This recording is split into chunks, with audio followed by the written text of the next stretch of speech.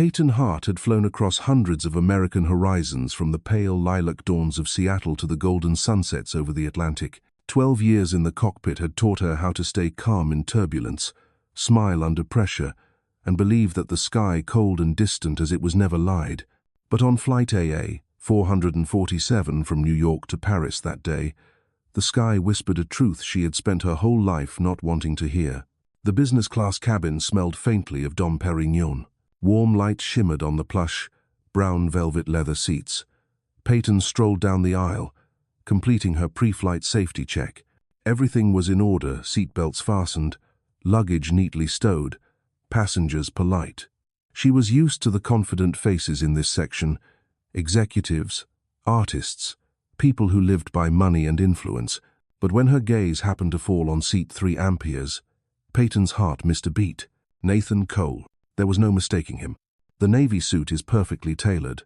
The Patek Philippe gleamed on his wrist, every detail etched in her memory, because this man once sat at her family's dinner table, raised a glass with her sister, and greeted her with that warm voice.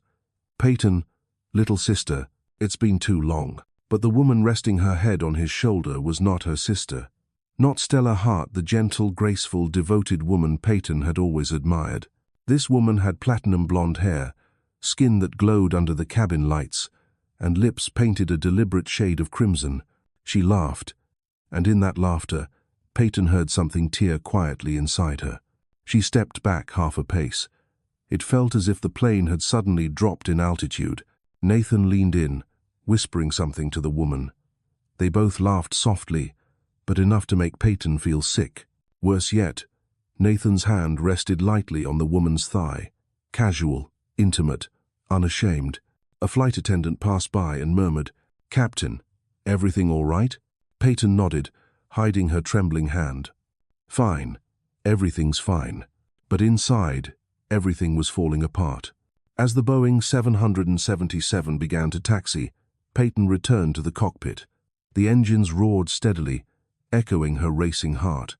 On the control panel, every light blinked precisely as it should. Everything was right, except for the one thing no training could ever control: people. In her mind appeared Stella's face, her beloved sister, who constantly texted her simple messages. "Did you land safely? Come home soon. I'll make lasagna." Stella trusted Nathan unquestioningly, believed their marriage was an unbreakable fortress. And now that very man was sitting 30 meters away, smiling at his mistress on their way to Paris. Sometimes, betrayal doesn't come from strangers. It comes from the person you trusted to your very core. Once the plane reached cruising altitude, Peyton excused herself under the pretense of a passenger check. She walked down the aisle, keeping her composure, but her eyes couldn't help but return to them. The woman later Peyton would learn her name was Katerina Volkova was feeding Nathan a strawberry, her manicured finger brushing his lips. He laughed, eyes narrowing with pleasure. "Could I get another blanket?" The woman's voice hinted at Eastern Europe, low, sultry. Peyton replied evenly, "Of course, ma'am." She reached up for a blanket, leaned down slightly, and in that fleeting second, Nathan turned toward her. Their eyes met, just for a heartbeat, but enough for Peyton to realize he didn't recognize her. To Nathan, people in uniform, whether pilots or crew, were merely background to his existence. She turned away, swallowing the ache in her chest. But when she heard him murmur to Katerina, soft as a breath, "My wife's sweet and easy to manage. I say one thing, she never asks twice." Peyton's hands are clenched white around the seatback. She didn't need to hear more, but fate made her listen anyway. "When it's all settled, I'll be free. She'll get a small share in the agreement. We'll live in Monaco where no one remembers the past." Peyton hurried toward the back of the cabin, where only dim light and the hum of the engines filled the air. She placed her hand on the wall, breathing deeply. Not from fear of heights, but because the world she believed in had just gone into freefall. Peyton quietly pulled out her phone and switched on the camera when the cabin lights softened. Beneath the composed surface of a professional, she did the only thing she knew was right. She began to record the truth. The jet sliced through the Atlantic night. In seat 3 amperes, Nathan Cole destroys his life without knowing it. At 4 in the morning, high above the ocean, The amber glow of the cockpit lights reflected Peyton's face strangely calm. Maybe that's what shock did. It dulled pain into quiet numbness. All she felt was cold, a slow, creeping cold running from her throat to her heart. In her headset, the co-pilot's voice came through. Altitude stable, 34,000 feet. Everything's good. Yeah, good. She answered briefly, eyes fixed on the dark beyond. Outside, the sky was black velvet, scattered with stars, silent witnesses to everything. She remembered her father, a seasoned pilot, once telling her, "You know, Peyton, up here, every lie dissolves. Only truth and sky remain." Tonight, those words echoed with painful clarity. Before descent, Peyton replayed the video. The warm light of the cabin shimmered on her screen. Nathan and Katerina laughing, toasting, kissing. His wedding ring glinted. She watched it again and again, each frame cutting deeper. "Stella," she whispered, "if you knew this." But Peyton understood speaking the truth would shatter an entire world. And silence was its own kind of sin. As the plane began to descend, she switched on her voice recorder. Every word they exchanged about Paris, the apartment on the Champs-Élysées, and their plans was captured, a small archive, but enough to destroy a perfect marriage and a billion-dollar empire. The plane touched down at Charles de Gaulle Airport at 8:05 a.m., Paris time. A light rain fell, and drops slid down the cockpit window. Peyton completed the landing checklist automatically, her mind elsewhere. As passengers disembarked, Nathan and Katerina walked together.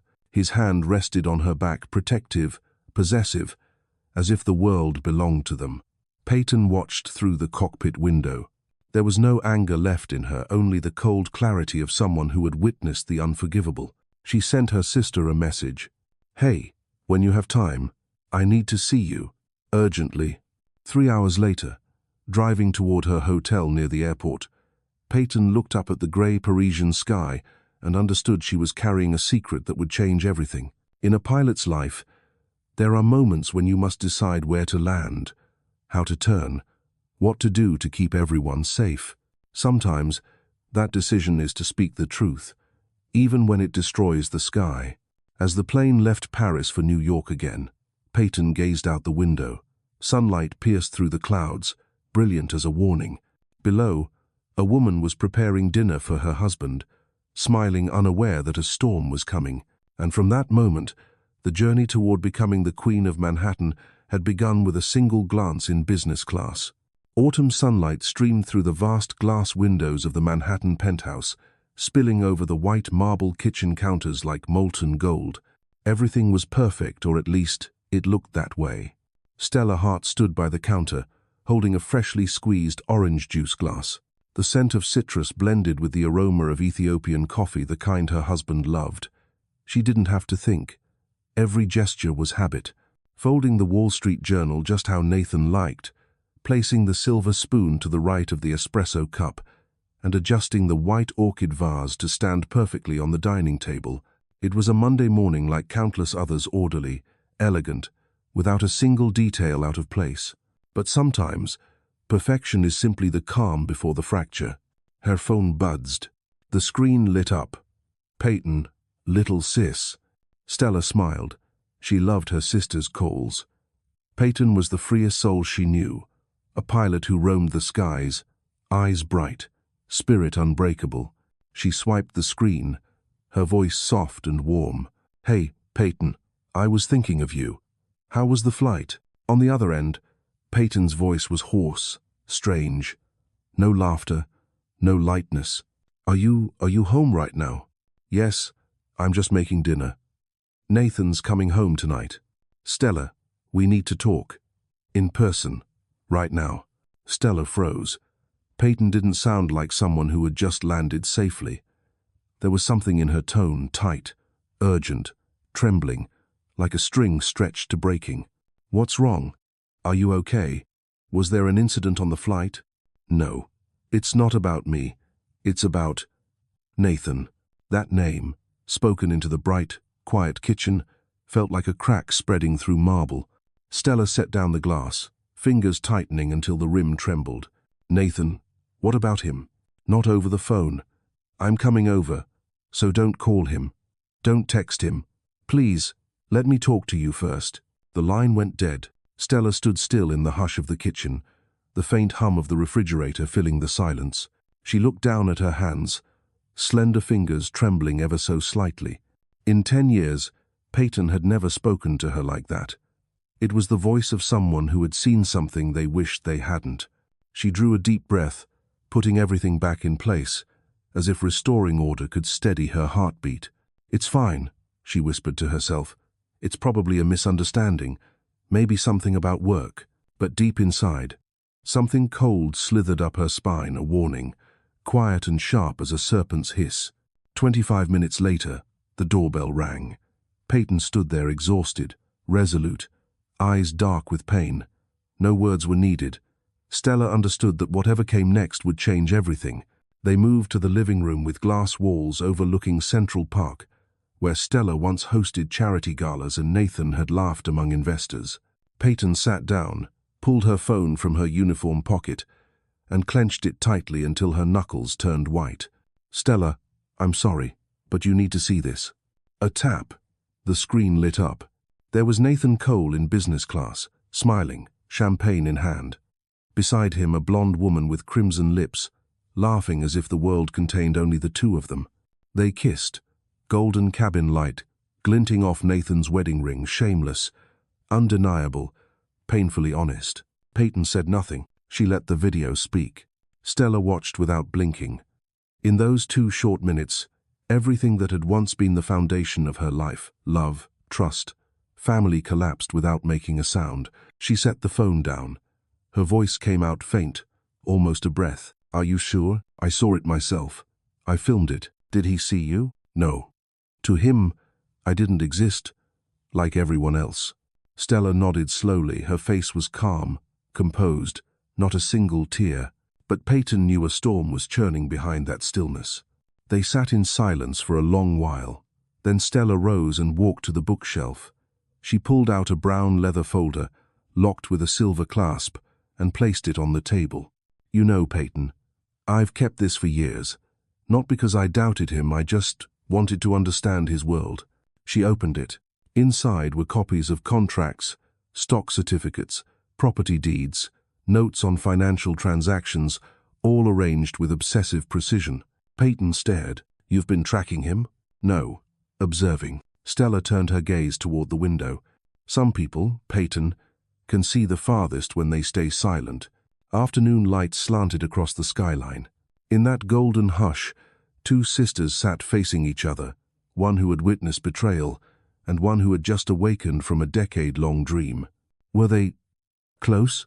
Stella asked, voice steady but eyes glinting with steel, like a married couple. "They talked about Paris, Monaco, and their future. I heard it all." "Did he mention me?" Peyton hesitated, then answered quietly. "He said you're gentle, easy to control, that you never ask questions." Stella let out a soft laugh, a sound like glass breaking. "Easy to control. He's wrong." She walked to the window, gazing down at Manhattan, the city Nathan liked to call his kingdom. Then she turned, her tone calm but deliberate. "Do you know why I've stayed quiet all these years? Because I wanted to see how far he'd go." She opened her laptop, typing swiftly, then rotated the screen toward Peyton's spreadsheets filled with numbers, suspicious transfers, obscure investments. "I've been watching him for a long time, Peyton. Not out of jealousy, instinct. Men like Nathan don't just cheat in love, they cheat in principle." She closed the laptop. Her voice softened, but every word was cut sharply. "He wants freedom from me. Fine. I'll give it to him in a steel cage this time." The doorbell rang. Both women startled. Peyton glanced at her watch. Not yet 6. Stella took a deep breath. "He's home." She quickly moved the folder into a hidden compartment behind the shelves. Then she turned to Peyton, voice low. "Remember, you haven't told me anything. We're just having coffee and talking about your flight. Nothing more." The door opened. Nathan Cole stepped in, immaculate in his suit, smiling as if the world still rested easily in his hands. "My beautiful wife," he said, opening his arms to Stella. "I missed you like crazy. London was exhausting, but worth it." Stella smiled softly, resting her head on his shoulder as always. "Welcome home, darling. I made coffee." Nathan set down his bag and pulled out a small box. "For you. A little something from Harrods." Stella opened it, a pair of diamond earrings. "They're lovely, Nathan." "Thank you." He turned to Peyton. "My favorite pilot sister-in-law. Still flying high?" Peyton smiled, a practiced, professional smile worn by those who've learned to hide everything. "Always." The sky was clear today. Nathan laughed, pouring wine, recounting his meetings in London, meetings that had never happened. Stella sat quietly, listening, smiling faintly. Each lie fell into place like another piece in the puzzle she was completing. When Nathan stepped out to take a call, Peyton leaned in. "He really doesn't know, does he?" "No," Stella murmured. "And that's my advantage." She set her glass down. Her eyes were no longer those of a betrayed wife, but of a woman who finally saw the whole board. "He thinks silence means weakness. But silence isn't surrender. It's the time you take to learn how to destroy someone in their own language." Peyton looked at her, and for the first time, she felt afraid, not of Nathan, but of the power awakening inside the woman before her. Outside, the New York sky turned bronze, the last rays glinting against the glass. They illuminated Stella Hart's face, calm, resolute, unreadable. And in that moment, her life split cleanly in two.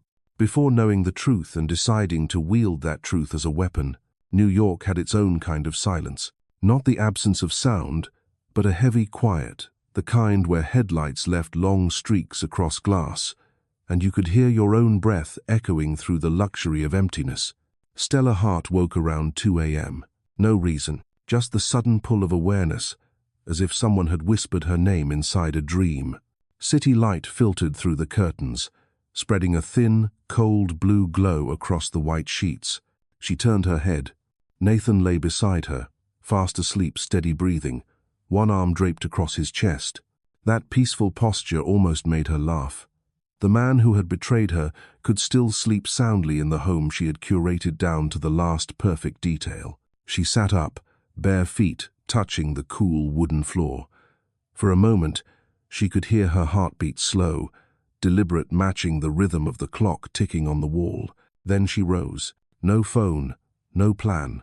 Just the minor silver key she kept hidden in her jewelry box. She walked down the hall, avoiding the creaks in the floorboards. The penthouse was utterly still, the only dim light from the hallway lamp. Nathan's office was at the end, a glossy black door with his initials engraved on the handle. NC, a room Stella had rarely entered it. But tonight, she would. She slid the key into the lock, a quiet click. The door opened. The scent of walnut wood and Cuban tobacco drifted out. Soft amber light from the desk lamp bathed the room. Shelves reached the ceiling, and the glass-topped desk gleamed under the glow. Papers stacked with surgical precision. Everything was orderly. Too orderly. Stella pulled open the third drawer on the right, where she'd once seen him hide envelopes. Empty. She turned on his computer. Password required. She tried Stella. Wrong. His birthday. Wrong. She pressed her lips together and typed their wedding date, the 6th of December 2013. The screen came alive. Folders appeared. Private, investments, overseas holdings. She opened them one by one, reading line by line. Each click was a knife. Bank accounts in Zurich. Properties in Paris, Aspen, and Malibu. A shell company in Monaco called KV International. KV. She didn't need anyone to tell her who that stood for. Katerina Volkova. Stella didn't cry. She smiled quietly, almost serenely. She pulled out her phone, set it to silent, and took photos of every file, each contract, each transfer, each email evidence, cold and irrefutable. Then she found an email thread between Nathan and a foreign legal advisor. Transfer all shares to the secondary account before signing the divorce papers. Make sure she can't trace the source. Divorce. He had planned everything. Stella sank into the chair, exhaling slowly. It wasn't pain she felt, it was the complete absence of it, the emptiness after all tears are spent, when only logic remains. She stood, walked to the wall safe. Nathan once bragged that no one but him knew the code. But Stella had lived with him long enough to understand. Arrogance always leaves clues. She laid her fingers on the keypad and entered 061213, their wedding date. A soft beep. The door swung open. Inside, a velvet box, a few stacks of cash, and a small silver hard drive. She connected it to the computer. Inside were company sale contracts, lists of bought-out shareholders, and most damning of all, voice memos Nathan had recorded for his assistant. Once the Paris deal's done, I'm leaving the States. Stella won't suspect a thing. I'll send her a fair settlement enough to keep her comfortable. Women like that only need money. That last line made her fist clench. Women like that? Stella powered down the computer, copied every file to a USB, and restored the room to its exact state, fingerprints and all. Before leaving, she paused to look around. This room, which Nathan once called the heart of his empire, now looked like a tomb, a burial ground for a dream. She stepped out, closed the door, locked it, and stood motionless in the hallway shadows. From the bedroom came Nathan's drowsy voice. "Stella, you're still up?" She answered softly, "Just getting some water." Then she slipped back into bed. Nathan's arm reached for her, his familiar cologne surrounding her like smoke. City light glinted off her open eyes. She didn't sleep. She couldn't, because from this moment on, dreams were over. By morning, Nathan left early. He kissed her forehead as usual, murmuring something about an important meeting with Japanese partners. Stella walked him to the door, smiling. The moment the elevator doors closed, her smile vanished. She returned to her own study, a smaller, sunlit room. Placing the USB on her desk, she backed up the files. Each document appeared on the screen like evidence in a case, and the defendant was the man who once called her the love of his life. She opened the final file. Post. Divorce strategy. It detailed Nathan's plan to move every asset out of her reach, leaving her with nothing. She stared at the screen. Then she laughed. A dry, hollow sound that ended abruptly. Her phone rang. "Peyton. Stella, I can't sleep. I keep thinking about the way he talked about you." "Don't think about it anymore, Peyton. Everything's clear now. What are you going to do?" Stella looked out the window. The New York sky was steel blue. "I'm going to learn his game, but I'll play it longer and know how it ends." That afternoon, she called an old friend from Columbia University, Professor Robert Allen, who once invited her to audit a seminar on contemporary art. "Robert, do you still teach advanced corporate strategy?" "I do." "Why?" "I want to enroll, not to discuss art this time. I must understand the strategies of men who use power to deceive." He laughed gently. "Stella, you've always been my most intriguing student." She hung up, eyes sharper than ever. That evening, Nathan called to say he'd be late at the office. Stella's voice was calm. "Work as long as you need. I'll be here." After the call, she opened her journal and wrote, "Day 1. I begin again. I'm no longer Nathan Cole's wife. I am the author of my own fate." She closed the notebook, stood, and gazed through the glass at the glittering city below. Every light was a secret, a lie, an illusion of power. And amid all those illusions, Stella had found her truth. Silence is the weapon of those who know how to wait. Night thickened over New York. Distant sirens wailed through the wind. In the high glass and stone tower, a woman sat alone, the screen's glow lighting her calm, unflinching face. From that moment on, she was no longer the betrayed wife. She was the woman rewriting the rules of men who thought they could never be beaten. They say there are two kinds of silence. One belongs to the defeated, the other to those sharpening their knives in the dark. Stella Hart chose the latter. 3 weeks after the night, she opened Nathan's safe, and their life on the surface went on as if nothing had changed. Nathan still left for work in his tailored suits, smiled for financial journalists, and wrapped an arm around his wife when the cameras turned their way. And Stella still played her part, the perfect wife, gentle, soft, spoken, always standing half a step behind her husband. No one knew that while Nathan was busy pretending to work, Stella had begun a second life. Each morning after he left, she traded her silk dresses for a leather jacket, tied her hair back, and slipped out of the penthouse through the service elevator where no one in the building recognized her as the billionaire's wife. Her Uber wove through packed Manhattan streets toward Columbia University in Upper Manhattan. No one would have guessed that the elegant woman who once graced charity galas was now walking into the Executive Education Department of Strategy and Risk Management Lecture Hall. The class occupied the top floor, a gathering place for those who had once held power, lost it, been betrayed, and returned to learn how to win again. Here, identity didn't matter, only motive did. Professor David Williams, silver-haired, deep-voiced, eyes sharp as a blade, opened the first lecture with a sentence that landed like a warning. In a game of power, never ask how to win. Ask when to strike. Stella sat in the front row, her leather notebook open, recording every word. She wasn't here to learn theory. She was here to learn how to fight intelligently. During the break, a man approached her. "David Park," he introduced himself. "Corporate lawyer. I specialize in restructuring dismantling empires that have rotted from within." "Stella," she said calmly, "I work in art investment." David smiled knowingly. "Everyone here lies about what they really do. Don't worry, I'm used to it." She returned the smile, saying nothing. But inside, she knew she'd just met her first potential ally. That afternoon, Professor Williams presented a case study, Hartwell Industries, Collapse and Rebirth.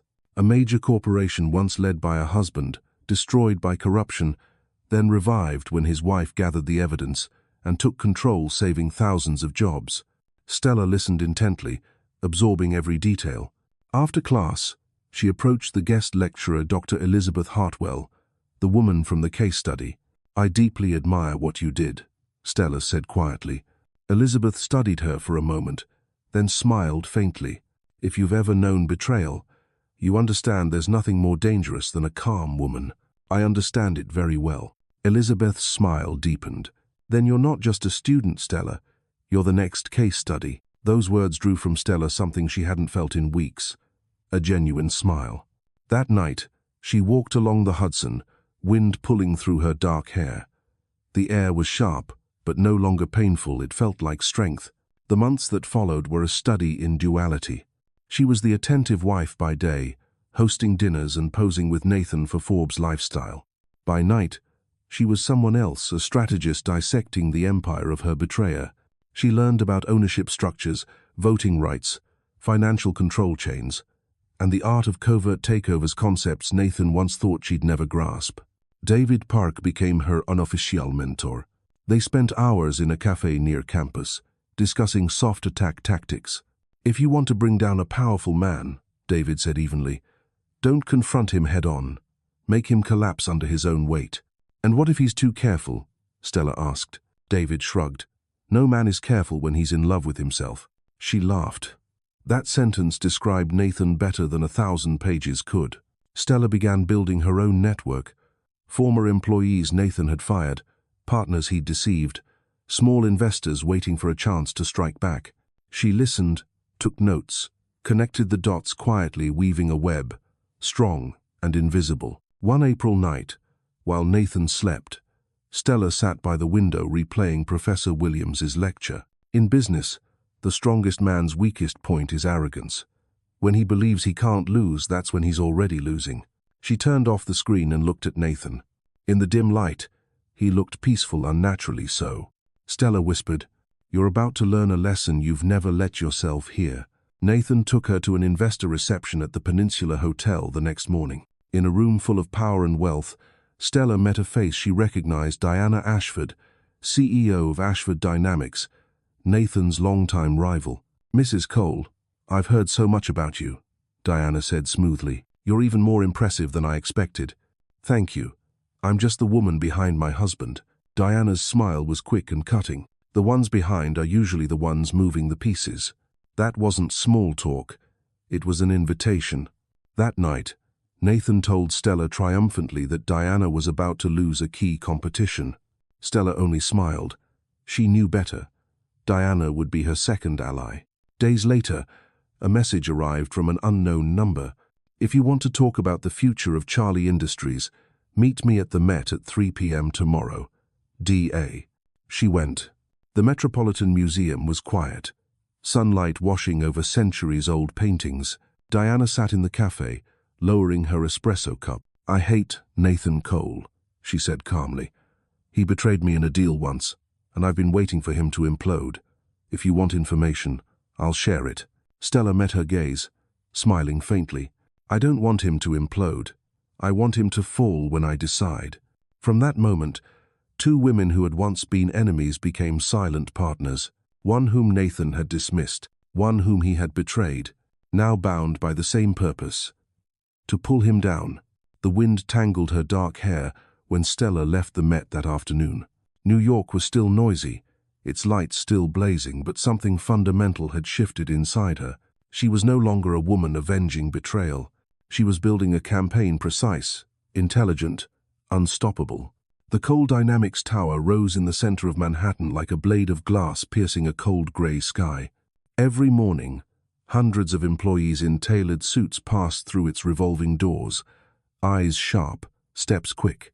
Everyone knew this was Nathan Cole's empire, the man Forbes once called the golden mind of New York. But few realized that cracks had already spread behind the pristine glass, and the one who started them was his wife. Stella passed through security, the light catching on the temporary visitor badge clipped to her coat. She said she was there to visit her husband, nothing unusual. Wives of CEOs often stopped by, bringing coffee, dropping off documents, or just chatting for a few minutes. But in the slim leather bag over her shoulder wasn't coffee or notes. It was a small USB drive containing something far more valuable. Crossing the lobby, she paused before the towering crystal sculpture at its center, the company's symbol of transparency. Stella smiled faintly. Transparency, what a luxury that word had become. Nathan was in a board meeting on the 48th floor. His assistant, Jennifer, ushered Stella to a private waiting area. Jennifer smiled politely, unaware she was part of a performance rehearsed to perfection. "Mr. Cole's still in session, but just 10 minutes more. Would you like some tea?" "Mint, please," Stella replied gently. She sat, eyes drifting toward the frosted glass doors of the boardroom.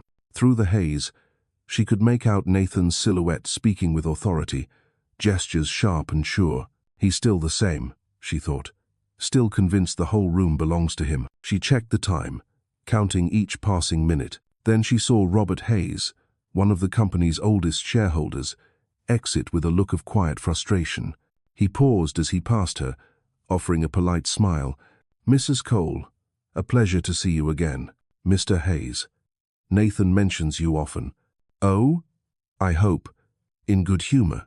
The unfinished edge in his tone told her what she needed to know. Something was simmering beneath the surface. She smiled softly. "I'm sure it's all good things, but I'm a good listener if you want to share the bad ones." Robert studied her for a moment, then nodded before walking away. A spark of suspicion, a thread of connection. The first move had been made. When Nathan emerged smiling, confident, Stella rose, every gesture poised. "You look tired." "Not at all, darling. Just a few stubborn old shareholders. I handled it." "Handled them?" She tilted her head.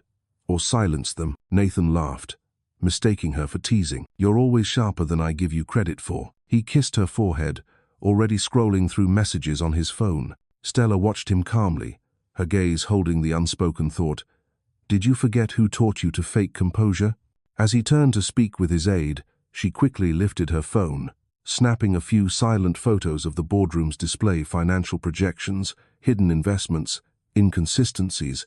15 seconds. That was all it took to capture another piece of his unraveling empire. Before leaving, Nathan mentioned casually, "Next week's board meeting's here.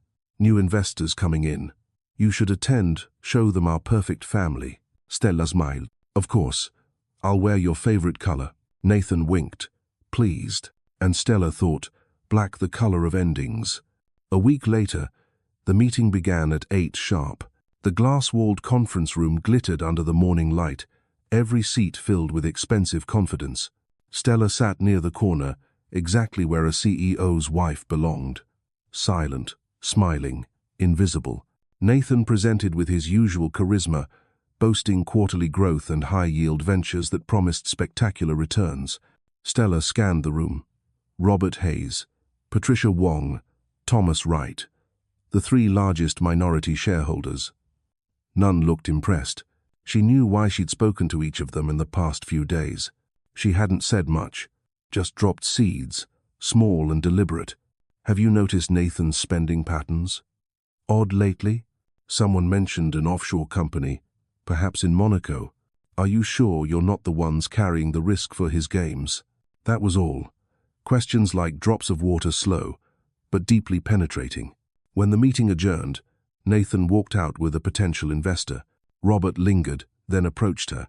You were right. Something doesn't add up. I didn't say anything, Mr. Hayes. I just asked a few questions. He chuckled softly. Sometimes questions are more dangerous than answers. They exchanged a brief look of understanding, the birth of an alliance.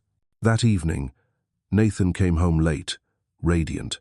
The board's behind me completely. They trust me. Stella looked up from her book, smiling mildly. I'm glad. By the way, did you notice Mr. Hayes seemed a little tired today? He's old. The old guard can't keep up with me. She nodded gently. Maybe. But sometimes the old guard still surprises you.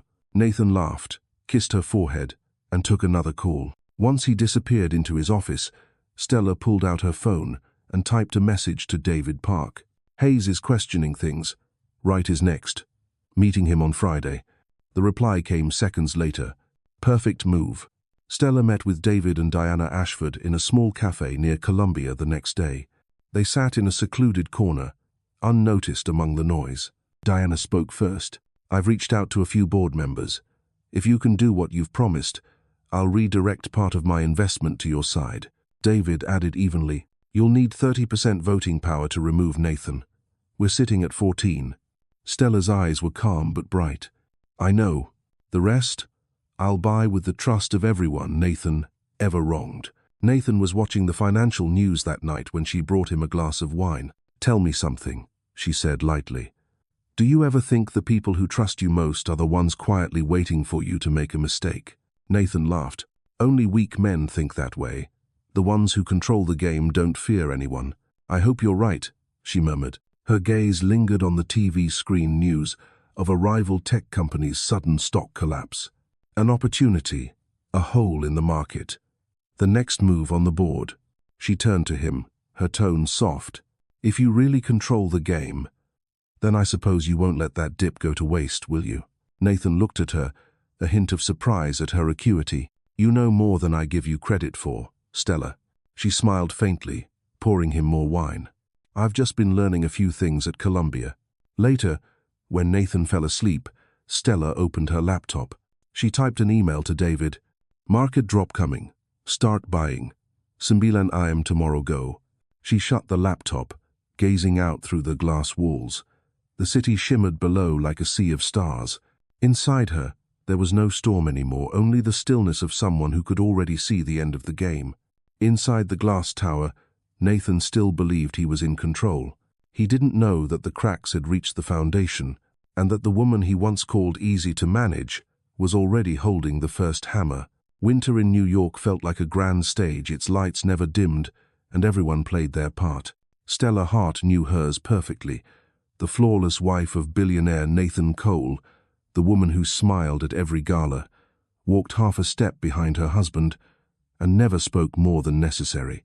But the wisest people are those who hide their plans behind their smiles. While Nathan busied himself with new investments, Stella spent most of her time at Columbia. Yet outside of class, she and David Park, the financial lawyer she trusted most, met regularly in a small office in Soho, where no one knew them. The room was bare. 2 chairs, a whiteboard, and a wall of figures. David stood beside the board, scrawling complex symbols across it. If you want to take down Cole Dynamics, he said, you'll need control at least 30% of the voting shares. Nathan is 46. The old board's on his side. What do we have? Stella sat gracefully, legs crossed, voice steady.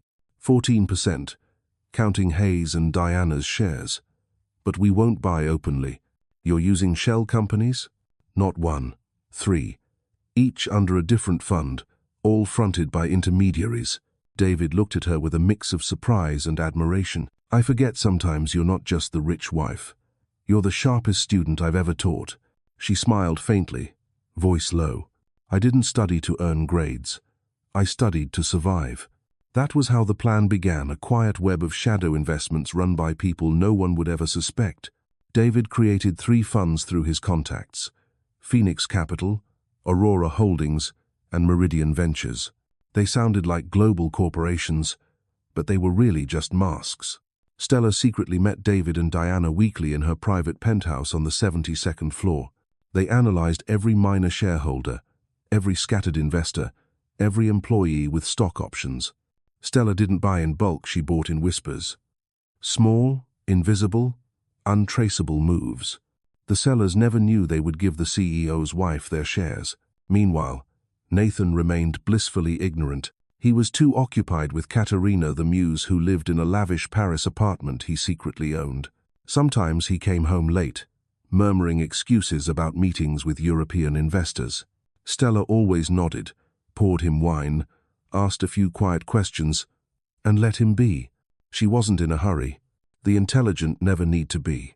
Whenever Nathan was away, she sat in her study and wrote in her journal. Day 72. Aurora gained 2.5% shares. Day 88. Robert Hayes is officially on our side. Day 94. Nathan suspects nothing. Everything is on course. One night, as she signed a new contract with David, he asked softly, "Aren't you afraid, Stella? If Nathan finds out?" She looked up, eyes calm. "A man who betrayed me lost the right to scare me." Snow fell thick and slow outside, city lights splitting into long golden streaks across the glass. David said quietly, "You know, the most dangerous part isn't revenge, it's doing it too perfectly." Stella's voice was almost a whisper. "This isn't revenge. I'm simply reclaiming what's mine." Her gaze turned toward the sleeping city, cold and luminous. Silence that was her only language now. Winter passed, and with it, 3 silent months. Silence is the sharpest weapon in finance, and Stella wielded it like a blade. By February, Coal Dynamics' stock price began to fall. A failed deal, Nathan's reckless bet, was the cause. The media murmured, and the board grew restless. And Stella, the only one who had anticipated it, quietly bought more through Phoenix Capital. One night, in their candlelit living room, Nathan mentioned a small market setback. She poured him another glass of wine, her voice barely audible. "You still have everything under control, don't you?" "Of course, I always do." She smiled, nodding, then walked away. Inside her head, one thought pulsed like a quiet drumbeat. "You only think you do."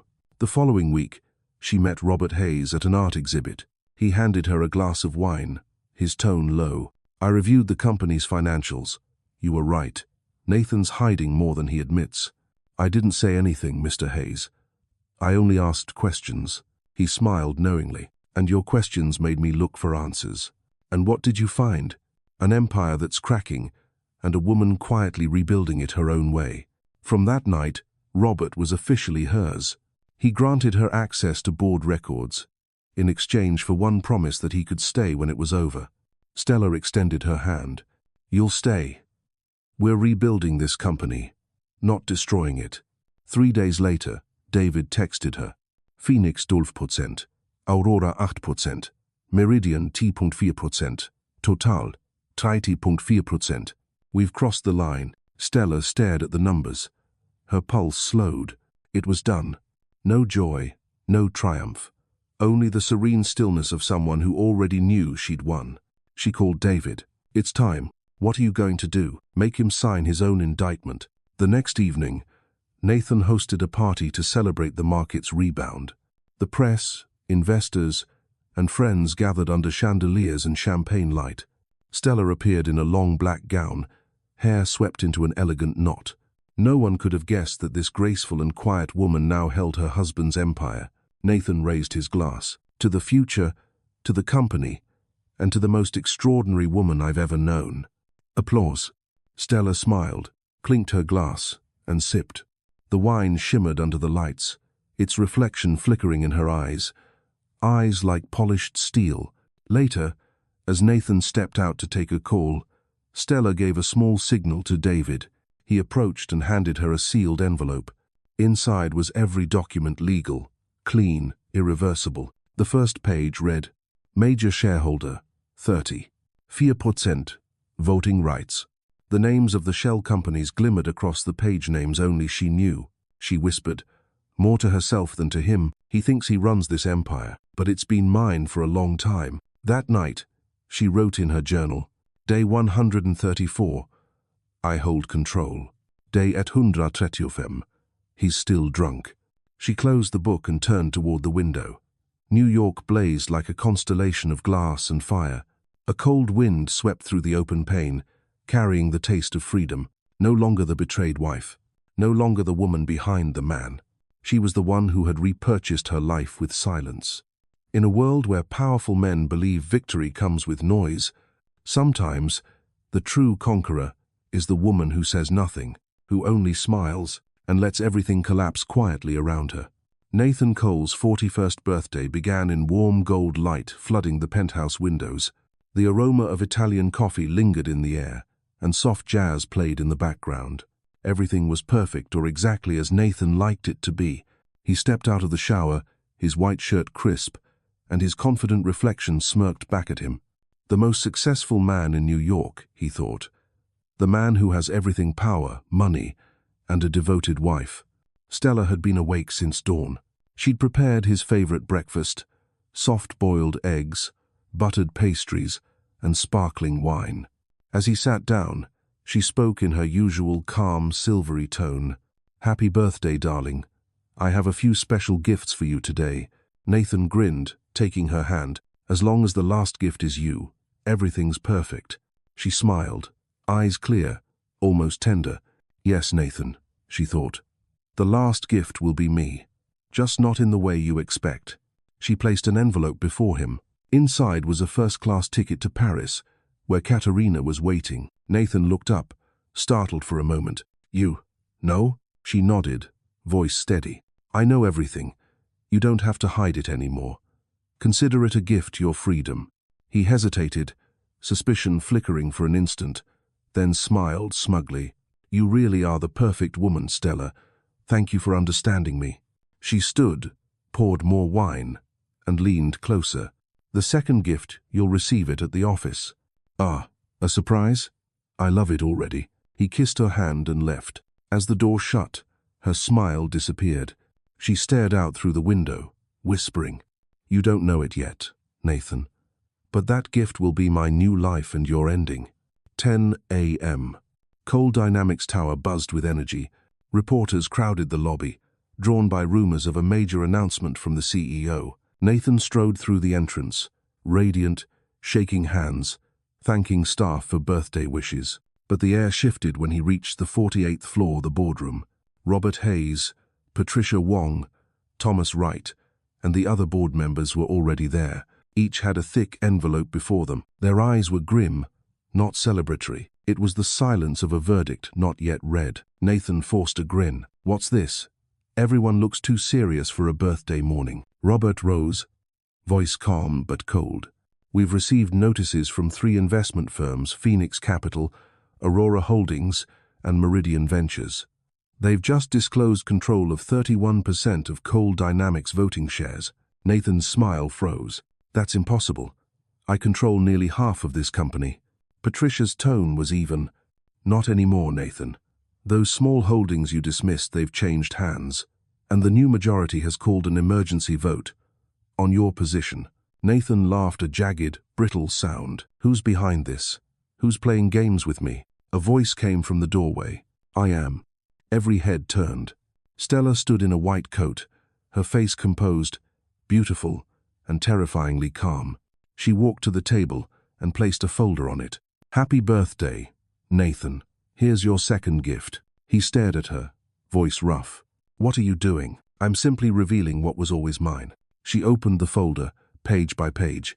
This is evidence of you using company funds for personal purchases. This is your Zurich account under the shell, KM Consulting. This is proof of Katerina Volkova's Paris apartment. And this 47 transactions showing money laundering through subsidiaries. The room fell utterly silent. Only Nathan's heavy breathing filled the space. His eyes reddened. You betrayed me? Stella looked at him with a soft, almost mournful smile. "No, Nathan, I just returned the truth to the world." The doors opened. Two SEC agents entered, badges raised. "Mr. Nathan Cole, you are under arrest for securities fraud, embezzlement, and money laundering." Nathan froze, color draining from his face. He turned toward Stella, desperate. "You did this? You called them?" She nodded. 6 weeks ago. "I just waited until today so you'd get your gift on your birthday." The agents cuffed him. He struggled, shouting, "You'll regret this, Stella. You destroyed everything." Her gaze didn't waver. "No, Nathan. You destroyed everything. I only turned on the light." They led him away. The door closed. Silence pressed down on the room like gravity. Robert Hayes was the first to move. He looked at Stella for a long moment. "What now, Stella?" She met his gaze, voice steady. "Now we save the company. But this time, we do it right." That afternoon, the headlines exploded. Billionaire Nathan Cole arrested on his birthday. CEO's wife exposes Wall Street fraud. The silent woman who saved 5,000 jobs. And Stella, she sat in Nathan's old office, her new one looking out over the city. Beside her lay the signed divorce papers. Her phone buzzed. A message from David Park. "It's done. The board voted unanimously temporary CEO. You." She set the phone down and closed her eyes. No tears, no smile, only peace. She remembered Professor Williams's words from Columbia. "True victory isn't when your enemy falls, it's when you no longer need to hate." She whispered, "Happy birthday, Nathan. This is my final gift, my freedom." Outside, the wind rushed past the skyscrapers, carrying the distant sound of sirens. A chapter closed, an empire collapsed, and a woman once called easy to control rewrote history with 2 words. No more silence. In a world of men who believe themselves invincible, it's never the loudest blow that breaks them, but the calm, quiet smile of the woman they thought they owned. At 4 o'clock in the afternoon, the boardroom on the 48th floor of Cole Dynamics shimmered in the golden light of dusk. On the table, microphones were switched on, and the large screen displayed the words, "Emergency Session, Interim Leadership Transition." The air was heavy. Some board members were still reeling from the morning's chaos when Nathan Cole was handcuffed. And now, Stella, the woman who used to sit quietly at the edge of this room, was walking in through its main door. Her heels clicked softly on the polished floor. No one spoke, but every eye followed her. Robert Hayes rose and nodded slightly. "Thank you for coming, Mrs. Cole." She adjusted her collar, her voice low but firm. "Call me Stella Hart. The name Cole ends today." Silence fell over the room. Robert regarded her with a mix of respect and awe before announcing, "According to company bylaws, when a CEO is detained, the board has the authority to appoint an interim leader. We need someone who can stabilize this company and restore market trust." Patricia Wong spoke up. "I thought this company was finished, but maybe not. I nominate Stella Hart, the only one who faced the truth and saved this corporation from a criminal." For a moment, no one moved. Then Robert nodded. "I second that."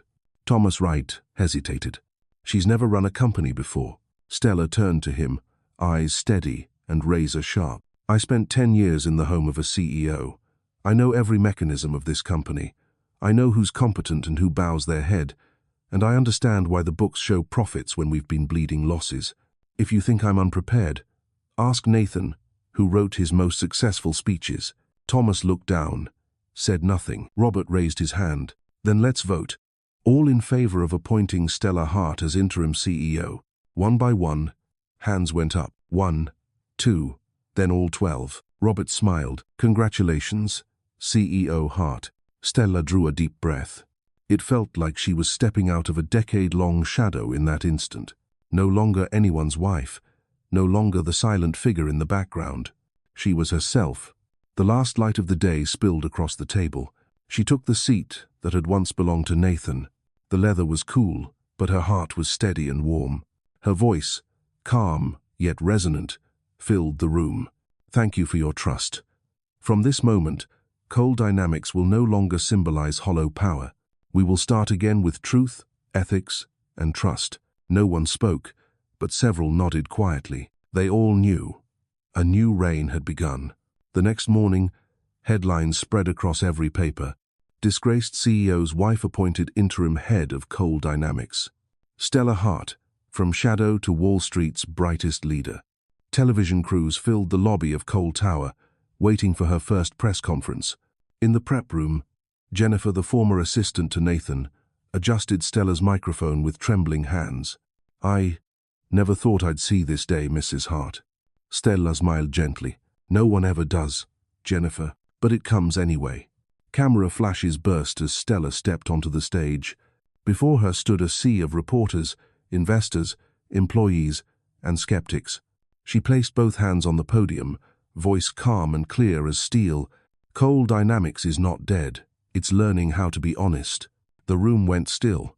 She continued, not glancing at her notes, every word sharp and deliberate. "The failure of one man does not erase the work of thousands. I'm not here to save anyone's reputation. I'm here to restore everyone's dignity." Behind her, the screen lit up with the company's new commitments. Vienna's 100% financial transparency. 1. Restoration of employee benefits. 1. Profit-sharing program for staff. 1. Gender equality and women in leadership. 1. A reporter raised a hand. "Do you believe someone without CEO experience can handle this company?" Her reply was calm, steady, edged with quiet conviction. "I spent 10 years beside a CEO who failed. Trust me, I've learned enough not to repeat his mistakes." Applause followed, hesitant at first, then growing, sincere. After the press conference, Robert entered her new office. He glanced around the space, once cluttered with Nathan's excess, now bright, minimalist, alive. On the desk sat a small potted plant and a framed photo of Stella and Peyton, laughing together. "You've changed this place fast," Robert said. "I only removed what wasn't necessary," she replied. "Power doesn't always need to look powerful." He nodded, smiling faintly. "You know, Stella, history may not remember you as the woman who toppled Nathan, but as the one who made people believe this company could be better." She looked out the window. The city gleamed under the morning Sunday. "I don't need history to remember me, Robert. I need the people here to stop being afraid." He was silent for a moment, then said softly, "Do you know what they're calling you out there?" "What?" "The Empress of Manhattan." She chuckled, eyes deep and serene. "An empress? No. I'm just the woman who finally stopped being afraid of a man." Outside, the city blazed with light. Stella rested her hand on the desk on the same spot Nathan once claimed with authority. Now, it belonged to a gentler, unyielding hand. She opened her laptop and typed the first line of her new vision statement. A new foundation, rebuilding through trust. A new chapter had begun. No more darkness, no more masks. Only a queen in the boardroom understood that true power is built not on domination, but on integrity and the courage to stand alone. Some thrones are forged from steel, others from silence, intellect, and compassion. Stella Hart chose the latter. 3 months after Nathan's arrest, spring came to New York. The snow had melted, though the air remained sharp and cold. From the 48th floor, Stella looked down at a city stirring back to life streams of people, steady traffic, the quiet rhythm of survival after a long winter. Coal Dynamics, now renamed Hartwell Corporation, was reborn. Employees had returned. Stocks were slowly rising. The tabloids had stopped their noise. And within the financial world, people now spoke of Stella Hart as a new symbol of integrity. But peace, she knew, always casts a shadow, and when the lights of calm begin to glow, darkness learns its way back. That afternoon, David Park entered her office with a folded newspaper. "Morning edition," he said quietly. "Nathan Cole has been released on bail." Stella didn't flinch. Her eyes stayed steady. "I know. You know. Since last night, he's got good lawyers, money, and an old habit of not knowing when to stop." David studied her. "Aren't you afraid?" She gave a faint, wry smile. "I used to be afraid of the dark, David. Then I learned it's just the place light hasn't reached yet." She rose and walked out to the balcony. Wind lifted the edge of her white blazer as the skyline burned orange in the sunset. Below, glass towers glowed with firelight reflections. "You know," she said softly. What worries me isn't Nathan, it's me. Yourself? Yes. When he was arrested, I felt triumphant. But once I sat in his chair, I began to understand how easily power can seduce. Power is a strong drink. David, it doesn't take long to get drunk on it. He was silent, watching her. The woman before him was no longer the grieving wife or triumphant avenger. She was someone learning to stay human in the cold winds of power. That night, Stella stayed late. The glow of her laptop lit her face, tired but resolute. She reviewed quarterly reports and approved projects, then opened another file. Cold case, confidential. Nathan's case file. The heading read, Securities Fraud, trial scheduled next month. She knew that one call could speed up or slow down the process if she wished. She had that kind of power now, and the thought of it made her shiver. She remembered her father, a principled lawyer, telling her long ago, "Justice doesn't always belong to the righteous, Stella. It belongs to those brave enough not to become wrong." She closed the laptop and turned off the lights. Outside, the city glittered, but in its reflection, she saw her shadows stretching across the floor, silent, uncertain. And she wasn't sure if she was walking ahead of it, or if it was following her. A morning in May. Stella was preparing for an investor meeting when her assistant brought a sealed envelope, no sender's name. Inside was a single photograph. Nathan, sitting at their old cafe in Soho, thinner, eyes hollow but sharp, staring straight into the camera. On the back, 3 handwritten words. "We need to talk." She stared at the photo for a long time. No fear, no anger, just a hollow ache. The man who had once shared her bed for 10 years was now nothing more than an image on paper. That evening, she went to the cafe. No bodyguards, no assistant. Just her and a fine mist of rain over the city. Nathan was already there. The light was dim, old jazz playing softly. He looked as polished as ever, but his eyes were different, tired, unguarded, stripped of arrogance. "Why did you ask me here?" she asked, voice calm. Nathan took a sip of coffee. "To say thank you." "Thank you?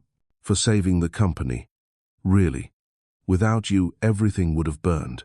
She smiled faintly. "You're thanking the woman who sent you to prison?" "I'm not angry, Stella. You just did what I deserved." Who paused, his voice quiet. "I just wanted to say, I get it now. Power doesn't keep anything. Only truth does." She looked at him, no hate left in her eyes. "Too late, Nathan. Maybe. But you know, I miss how you used to see the world, how you believed in good things." She was silent for a few seconds, then answered slowly, "I don't believe in good anymore. I believe in fairness." Nathan nodded. Then, "You've already won." The words caught her off guard, not because he was wrong, but because he meant them. For the first time since everything fell apart, Nathan wasn't speaking as the arrogant man he once was. He was speaking as someone who had finally learned what loss meant. She stood. "Good luck, Nathan." He looked up, voice low.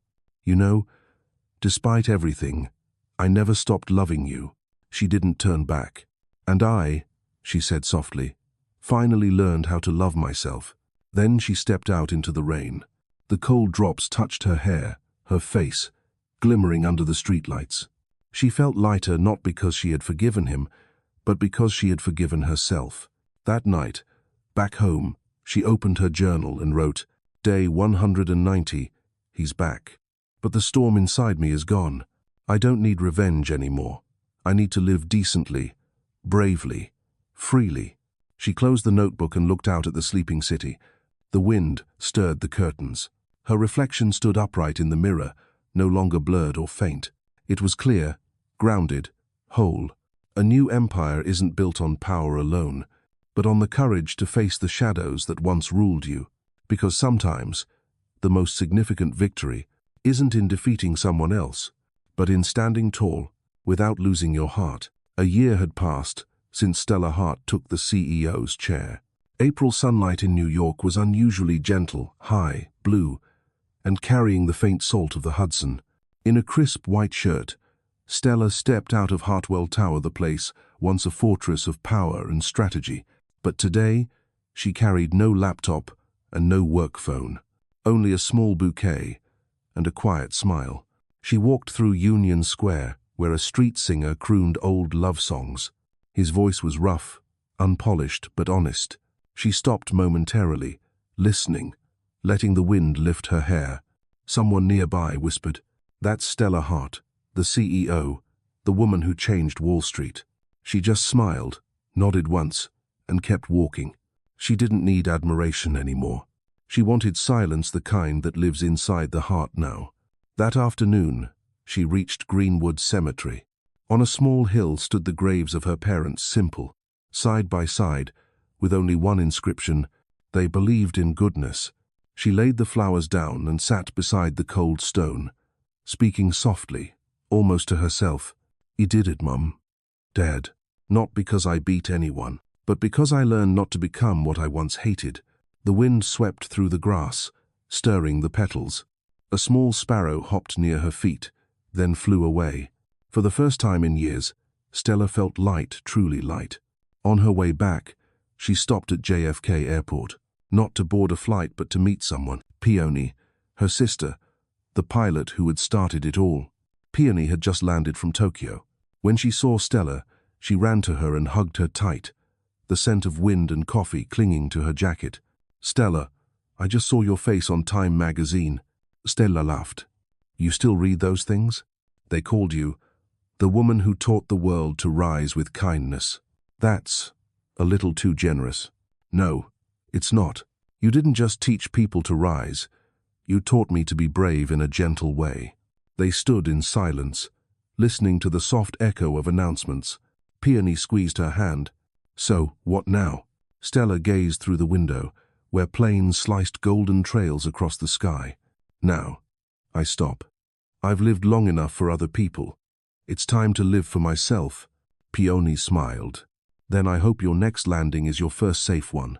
They both laughed, and in that laughter, two women ended a long chapter of pain and began something quietly beautiful. 3 months later, Stella left New York. No press release, no farewell interviews, no noise. She sold her shares, stayed on only as honorary advisor, and handed leadership to Patricia Wong, the one person she trusted completely. She moved to Monterey, California, a coastal town where the sky met the sea, and the morning sun entered her windows like an old friend. Her house sat on a hillside, with a wooden porch and a long table where she wrote every morning. On her first morning there, she brewed coffee, opened her laptop, and typed the title of her new book, The Power of Kindness. She wrote about what she had lived through, not to boast, but to remind others that justice doesn't need violence, only steadfastness. She wrote about silent women, wronged employees, strong men who fell, and fragile souls who learned to rise. Every morning, when the sea wind moved the curtains, Stella smiled. No meetings, no stock charts, no urgent calls, just waves and her own heartbeat. One evening, David Park appeared at her gate, holding a magazine featuring her essay and that familiar, kind smile. "I had to see it with my own eyes," he said. "You really walked away from it all." "I didn't walk away, David. I just changed the direction I was walking. And are you happy?" She looked toward the horizon, where the sun melted into the Pacific. "Yes. For the first time, I feel free without needing to win against anyone." David nodded quietly, then softly, "If Nathan is still lost in his shadows somewhere, I think he'd realize what he lost wasn't a company but a woman who could turn pain into light." Stella didn't answer.